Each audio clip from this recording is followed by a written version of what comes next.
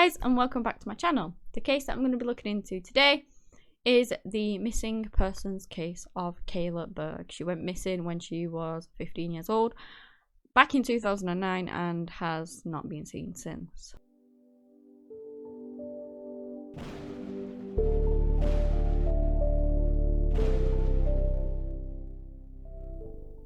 Kayla May Berg was born on the 29th of August in 1993 to parents James and Hope in Amigo, Wisconsin. She also had a brother called Jimmy. Kayla was very young when her parents actually went ahead and separated. I believe she was actually a toddler. Now, it was all very amicable. They were never married or anything like that, and so they didn't have to do divorce proceedings. They never did, like, try to get child custody or anything like that. Although the kids did live with Hope, their mother, they could see their father at any point. It was like they did like a weekend on, weekend off kind of thing, but they still lived in the same area and the kids could go and see their dad whenever they wanted. They all had a really good relationship together. Around about the same time that they split up, her dad was actually diagnosed with cancer and he ended up having to move in with his mum to help care for himself. Now, Kayla was a very sweet, kind, energetic young girl. She could really easily bend her body and she would always be doing flips and loved going on the trampoline, things like that. And eventually she ended up enrolling herself in gymnastics and she absolutely loved it. She felt like it was her calling. She'd always been physical. She'd always loved things like that anyway. And in doing so, she felt like that was what she should be doing. She, did well in school initially, but then the older she got, the more things started to change. By the time she got to the age of 15, she had begun traveling miles away from her hometown to the next town over. And Kayla would go with her friends and they would go and party. It was a lot bigger than the town that she was from, and it was thought to be sort of party central in a way. It was at one of these parties that she met a man named Miguel Marrero, and he was 4 years older than her, so she was 15, he was 19, and they began a relationship together. A lot of these parties were actually held at Miguel's house, and when they began their relationship, he would pick her up from her town and drive her to his house, and they spent quite a lot of time together. Their relationship was apparently really good, according to her friends. They had no issues, and Miguel adored her. Her parents began to realize that things were slipping. Her grades were slipping. She was spending more time. Well, she actually would tell fibs and would say that she is sleeping over at a friend's house or whatever, and that is when they all did it. They all said that they were staying at such a body's house, and then they would all go off and party. So her parents realized that something was off with Kayla, that her grades were slipping, that she never was really at home anymore. And in June of 2009, they sat her down after finding out that she had been sneaking away to parties and things like that to just have a word with her. Kayla basically promised that she would do better and that she would try hard to get her grades back up. So they agreed on that. And then Hope decided that she actually was gonna move away to Texas to stay with, I believe, her sister or something like that. And because there was more job opportunities up there, or at least she felt like there was, she was going to move there, and she gave the children the option to either come with her or stay with her father. She never ever forced Kayla into coming with her. But Kayla did decide that even though she was devastated that, her parents wouldn't live close together, she decided that she would go with her mum. So off they go. They move to Texas. And when they get there, they instantly pretty much feel homesick, and they do end up coming back home. But the school that she went to didn't have gymnastics, which was something she adored and she thrived off. She missed all her friends. She missed her family. And so did her mum. Her mum missed home. And there weren't actually that many job opportunities like she thought they were. So they did end up moving back just 2 months later on the 2nd of August in 2009. So as they got back, Kayla was really excited to see her friends and family and things like that. And because Hope had given up their apartment, to move to Texas, they now had nowhere to live. So Hope ended up staying with some friends until she could find a place for them to live. And that meant that Kayla would end up living with her dad, and her grandma, which wasn't really ideal. She ended up sort of sleeping. She didn't really have a room because the house wasn't that big. So, it wasn't ideal, but it worked. And Kayla would spend a lot of time staying at friends and things anyway. So, it didn't really cause her an issue. And it was only temporary until her mum found somewhere for her. After a week of being home, Kayla told her dad that she was going to spend the day with one of her friends called Natasha, and that she were gonna sleep over. So they didn't hear off the girls, and it all ended up that they actually went to the police station. They were gonna file a missing persons report on the girls, both parents, and then, they received a call that they had actually turned up. So they had gone to a party once more and just didn't tell anyone. They were both pretty disappointed, really, because Kayla said that she was going to try and not do that anymore.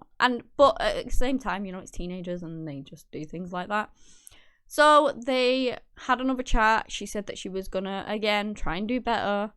And that was that. 2 days later, on the 11th of August in 2009, Kayla had said that she's going to spend the day with Natasha. She told her dad that and called her mum and told her that also the same thing.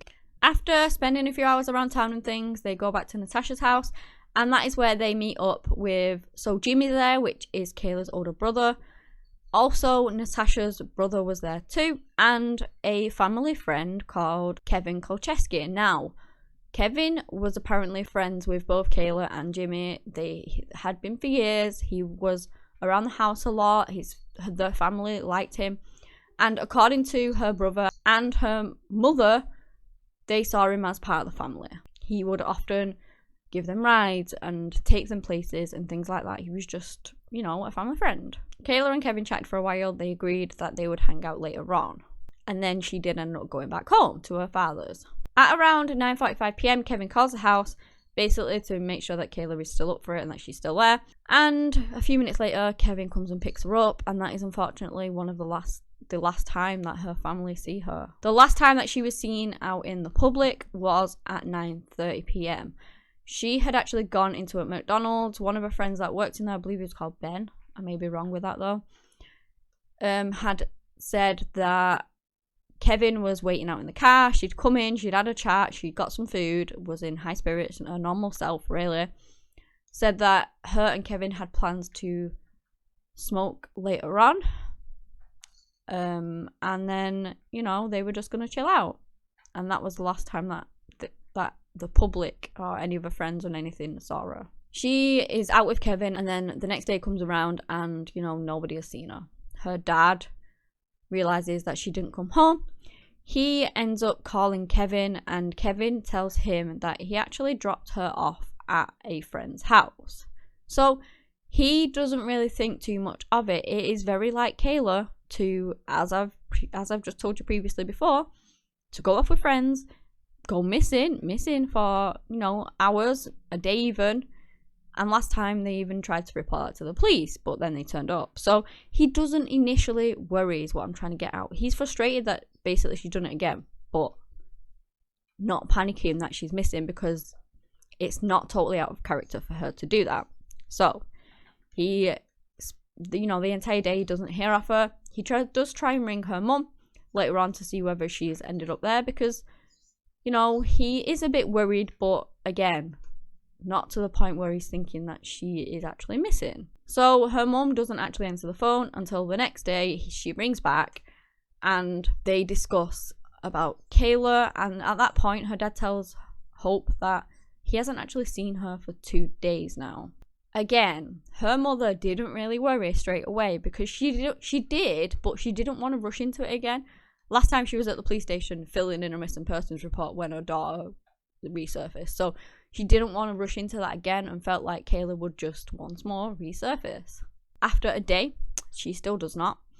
She becomes really worried and she begins ringing around her friends to see if anyone knew where she was, or she'd been staying at anyone's house or something like that. Jimmy tells, his parents that he heard that she was actually staying at a friend's house. And, they think, all right, well, at least she's there kind of thing. Eventually, this friend does get a phone call. And this friend had not seen Kayla. So Jimmy was sort of either misheard or was mistold that information because Kayla wasn't actually there and hadn't been, and she didn't know where Kayla was. She then rings up Kevin, who tells her the same thing, that he dropped her off at a friend's house. It's not, the exact time isn't known, I believe, but it ends up turning out to be the house of Miguel, which at this point was Kayla's ex, because when she moved to Texas, they had actually split up because obviously they didn't want a long distance relationship. But she'd actually seen him before, like after she had gotten back, and it seemed like maybe they were going to get back together because they split up amicably. You know, it wasn't anything apart from the fact that she was moving away as to why they broke up. So it turns out that this house was Miguel's house where Kevin had dropped her off, but the problem with it was Miguel no longer lived there. This house was actually condemned and he had to move out. He'd not lived there for about a month, and Kayla knew this. Kayla had been to his new house. They had met up at that new house. She knew where he lived.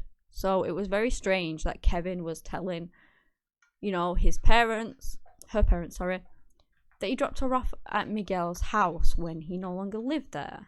On the 17th of August was when the missing persons report was filed. It was 6 days after Kayla was last seen. And again, it was simply because she had done this before. It was very like Kayla to just vanish and not tell them where she was. So they were just trying to sort of go through every option before they actually reported it to the police. But after 6 days of not hearing of her, they were getting very worried and they did report it to the police. The police believe that somebody is withholding some information. Interview Kevin, because obviously he's the last person to be known to have seen her. He said that he dropped her off at that house, which was Miguel's old house, that he just drove off straight away. He didn't even wait to see if she got inside or anything like that, and he hasn't seen her since. They then go and speak to Miguel, who basically says that he hasn't seen Kayla since last week. You know, that was the last time that he saw her. She never came to his house that night. They do look into both guys as kind of persons of interest in this case, but eventually both of them do stop speaking to the police because they feel like they are being harassed.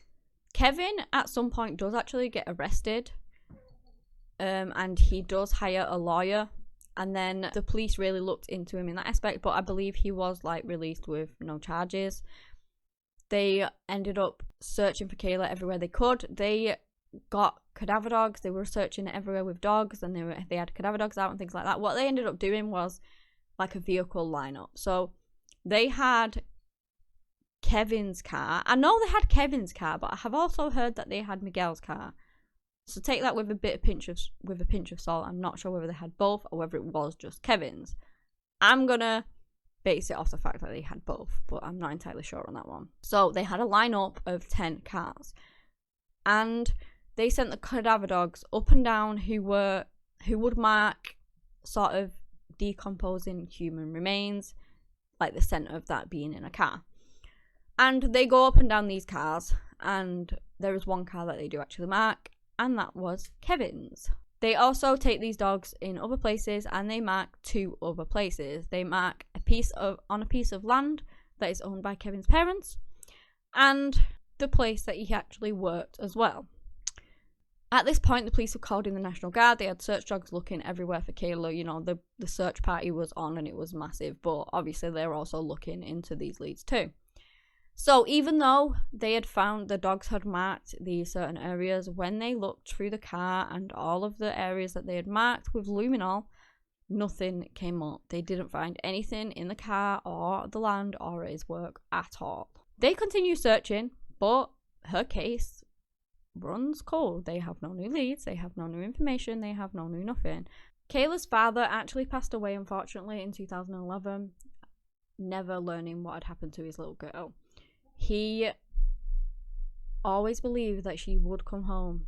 And then, strangely enough, 7 years after she had actually disappeared, in 2016, the police were notified of this YouTube video that had gone viral or was going viral at the time, or I don't know if it went viral at the time it was published, I'm not sure. It was published a couple of months after Kayla actually went missing, and well, I'll just show you. Hi, Walter.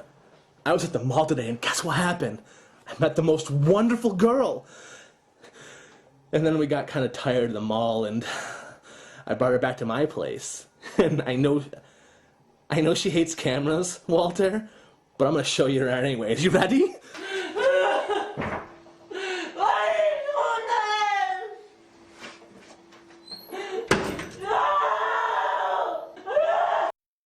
So, the woman in this video closely resembled Kayla. It was done a couple of months after she had gone missing, and it was actually widely believed by even her family that this may have been Kayla.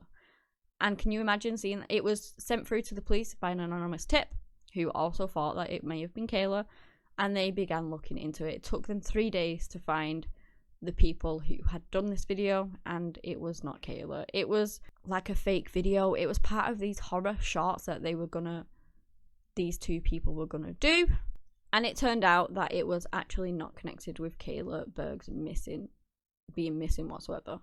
So they found out who these people were. They were not Kayla. They were amateur filmmakers or something like that. You know, the woman ID'd herself, and it was all just fake. But imagine being a mom and getting that little spark of hope, thinking that that was her daughter, but then utter panic, thinking that that was her daughter, and then it all turned out that it wasn't. Apparently, these filmmakers didn't even know about Kayla. You know, it wasn't made as a representation of Kayla going missing, like, at all, and they did later apologize for it. And that's all the information that we have, like the facts on this case. Obviously, there are theories, and there are theories that maybe Kevin knows more than he is letting on. At the same time, he was the last person to see her, and he, you know, stopped cooperating with the police. The cadaver dogs marked his car and marked areas of his house, so it does seem suspicious. But he was also a very good family friend. I guess not that that matters. The amount of people that I've seen that have killed their friends is just horrendous, so I guess that doesn't matter either. I'm not accusing him here. These are just theories that people think that possibly Kevin had something to do with it. There's also theories that Miguel had something to do with it, and that he also stopped cooperating with the police, but he never ended up getting a lawyer. Although I do believe the reason Kevin got a lawyer was because he was arrested by the police, and that is why he got his lawyer. Or there's the theory that maybe she was actually going to meet somebody else. Maybe she was taken to that house knowing that nobody lived there and that it was abandoned because she was meeting somebody that she didn't want anybody to know that she was meeting. It is highly possible. Any of these are highly possible. There's also that, you know, just a random stranger abducted her. Who even knows at this point what happened to Kayla? There have been age progressions done of Kayla in the hopes of trying to, if she is still alive and out there somewhere, that somebody may recognize her, which I will put on screen now. It wasn't actually that long ago. Obviously, she went missing on the 11th of August 2009. So that date marks 12 years of her going missing this year. And the Antigua police put out a Facebook post on the anniversary in the hopes that it would sort of renew the case.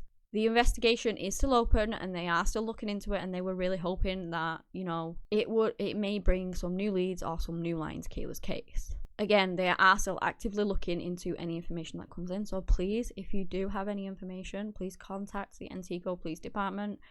Any little bit of information may be the missing link in this case.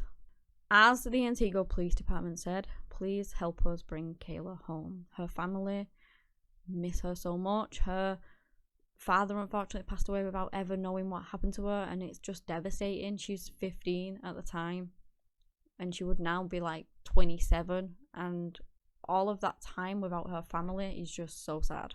So yeah, if you know anything, please do contact the authorities. But that is the end of the case. If you guys have liked this video, give me a big thumbs up, subscribe to the channel for similar content. Anyway, that's all I have today on the case of Kayla Berg. Thank you so much for watching, and until next time, bye.